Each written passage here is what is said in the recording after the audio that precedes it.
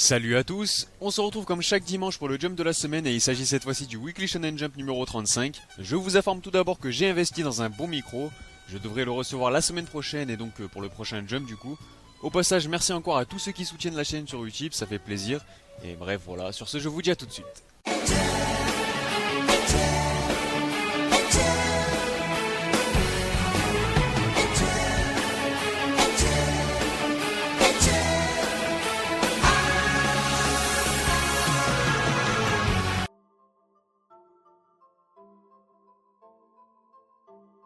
Bon bah comme d'habitude on commence avec la partie hors classement. Et c'est donc My Hero Academia qui fait la couverture cette semaine afin de fêter son 4ème anniversaire. Il profite bien évidemment d'une belle double page couleur pour l'occasion. Les autres pages couleurs reviennent quant à elles à Food Wars ainsi qu'au manga de sport AQ. On peut également relever la présence des one-shots Danny's Radio de Shishiz et Kitaro Daremoga Dareka no Hero de Yoko Akeyama. Les nouveautés Tanaka Saiji et Alice Toteyo intégreront le classement d'ici respectivement 2 et 3 semaines, donc il reste plus trop de temps. Et enfin au niveau des absents, One Piece est parti rejoindre Hunter x Hunter et World Trigger pour cette fois-ci. Et on passe maintenant au classement qui est composé de 13 mangas, soit 2 de moins que la semaine passée. Mais c'est encore une fois Momiji no Kisetsu qui apparaît à la place de Cancre dont il ne semble plus pouvoir se défaire. Il est toujours devancé par Noah's Note qui reste lui aussi dans une situation très critique. Inomaru Sumo reste fermement accroché à sa 11ème place mais cette fois-ci il vient compléter le trio infernal. Du mieux pour Invade You qui continue d'aller de l'avant en remontant 2 étages afin d'atteindre le 10ème. Rien d'extraordinaire pour le moment mais au moins on peut en tirer du positif. On peut constater que Yuna de la portion Yuragi vient récupérer les 4 positions qu'il avait perdues la semaine passée. Résultat des courses, il apparaît désormais à la 9ème place. 8ème rang pour la comédie Gintama qui gratte une fois de plus 2 positions, il se retrouve ainsi au milieu du sommaire.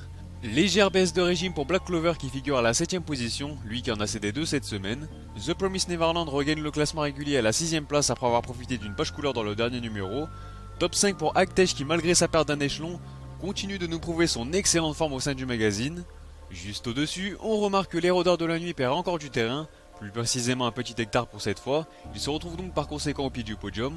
Mis à part sa superbe remontée à mettre au mérite de We Neverland qui progresse de pas moins 6 positions, cette performance est donc récompensée par une jolie médaille de bronze, de quoi faire plaisir aux fans parce qu'en ce moment c'est vrai que le manga était un poil trop souvent dans le milieu du sommaire. Même s'il cède son trône aujourd'hui, il continue d'étonner son monde avec une magnifique médaille d'argent. Et oui, je parle bel et bien de l'impressionnant Jujutsu Kaisen qui semble définitivement avoir creusé son trou au sein du Jump. Et enfin, vous l'aurez deviné, c'est bien évidemment Dr Stone qui nous fait office de roi cette semaine après avoir progressé d'une petite marche. Sur ce, on enchaîne avec les informations concernant le double Jump numéro 36-37. Sachez que l'ensemble des séries parues actuellement seront représentées sur la couverture. Les premières pages couleurs reviendront tout de même à l'érodeur de la nuit, puisque l'on devrait enfin avoir droit à des nouvelles de son anime. The Promised Neverland bénéficiera également de sa petite page couleur, tout comme le one-shot Hot d'Akira Amano, l'auteur de Reborn. Et enfin, Hell's Paradise et son chapitre spécial en profiteront également. Sur ce, place à la rubrique Actualité. Et on va commencer par l'énorme annonce d'ADN qui a acquis les droits de l'anime de One Piece, histoire d'enrichir toujours plus son magnifique catalogue. On pourra désormais suivre les aventures des Mugiwara chez Big Mom sur la plateforme, tous les lundis à 22h10 à partir de l'épisode 846. Mis à part ça, il y aura une interview de Mitsutoshi Shimabukuro dans le prochain numéro du Jump, il est notamment connu pour son manga Toriko. La Shueisha a également annoncé l'apparition de 14 one-shots au mois d'août sur le site Shonen Jump Plus.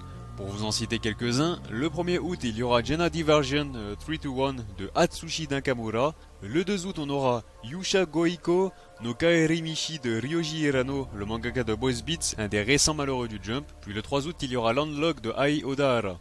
Côté figurines, il y a du neuf pour AQ et My Hero Academia, ce dernier a même droit à quelques marque-pages assez sympathiques. Sans oublier le petit visuel pour la promo des vivres cards du One Piece Visional Dictionary dont je vous avais parlé il y a quelques semaines. Vous savez avec le fanbook, voilà, que tu peux collectionner des cartes, etc. On clôt cette maigre rubrique d'actu pour entamer celle consacrée aux couvertures du mois d'août. Et on commence avec le second et dernier volume de Boss Beats qui est vraiment magnifique pour le coup.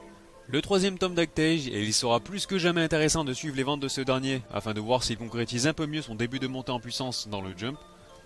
On a également la 10ème merveille de The Promised Neverland, et qui est sans doute la plus belle couverture du mois. L'érodeur de la nuit est également de la partie avec son 12ème volet. La couverture du 17ème volume de Black Clover. On a aussi le 21ème tome du manga de sport Inomaru Sumo. On passe à une couverture qui nous apporte comme un air de nostalgie avec le 26ème opus de Sekikuso no Tsunan. De nouveau du sport puisque AQ sera également au rendez-vous avec son 33ème volume. Et enfin pour finir, voici le 74e opus de l'éternel Gintama. Concernant Kingdom, je vous partage tout simplement les visuels des 3e et 4e volumes, et comme d'habitude n'hésitez pas à me donner votre avis sur l'ensemble des couvertures. Celles que vous préférez, celles que vous aimez le moins, etc.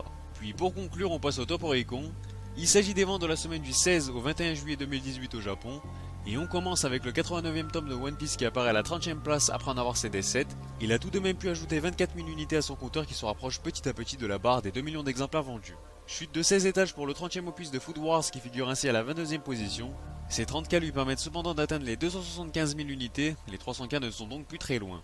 AQ et son 32e volume cèdent leur trône mais se maintiennent tout de même dans le top 10 avec leurs 60 000 copies vendues, une jolie performance qui lui permet de totaliser plus de 530 000 unités écoulées. De cran plus haut, on peut constater que My Hero Academia a également perdu du terrain mais il figure tout de même à un bon 8ème rang. Il a pu ajouter 64K à son compteur qui a désormais franchi la barre du demi-million. Sur ce, la vidéo est terminée. N'hésitez pas à réagir sur celle-ci et sur le classement dans les commentaires comme d'habitude. N'oubliez pas le petit like si vous avez aimé la vidéo et pour soutenir la chaîne. Et de vous abonner si ce n'est pas déjà fait pour ne pas manquer les prochains classements. Et sur ce, moi je vous dis, on se reverra. むき出しの本性戦場そこらのやつには真似できない根性目指せ頂上レベルが目に勝ちくこの悲惨なエリアゲラゲリラ下克上俺らの夢を叶えてくれよ Street dreams are made of these そうか誰も期待